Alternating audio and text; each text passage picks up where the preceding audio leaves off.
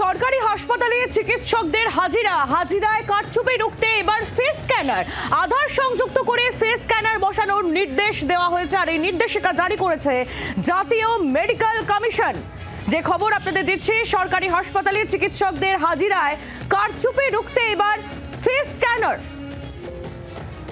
বিস্তারিত খবরের আপডেট নিয়ে নেব আমরা অয়ন শর্মার থেকে। আমাদের প্রতিনিধি রয়েছেন আমাদের সঙ্গে। অয়ন, ঠিক কি নির্দেশিকায় রয়েছে জাতীয় মেডিকেল কমিশনের?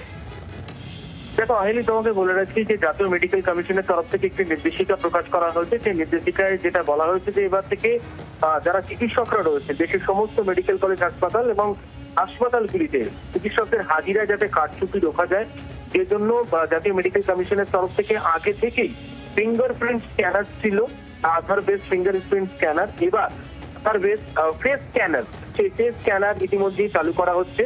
24 তারিখ, আগামী 24 তারিখের মধ্যে সেই সমস্ত কার্যক্রম করে ফেলতে হবে প্রত্যেকটা মেডিকেল কলেজকে, এবং প্রত্যেকটি মেডিকেল কলেজ হাসপাতালের 100 মিটার দূরত্বের মধ্যে এই ফেস স্ক্যানার দিয়ে, অর্থাৎ যে চিকিৎসক তার নিজের মোবাইল থেকে আদারওয়েজ AVS যে অ্যাপস রয়েছে সেই অ্যাপ ডাউনলোড করে ফেস স্ক্যানারের মাধ্যমে হাজিরা দিতে পারবেন।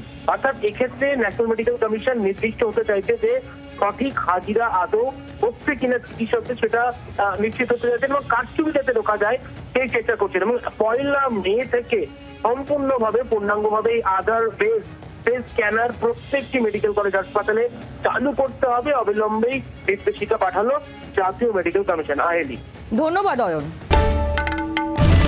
বাংলার আওয়াজ, বাঙালির আবেগ, জি 24 ঘন্টা।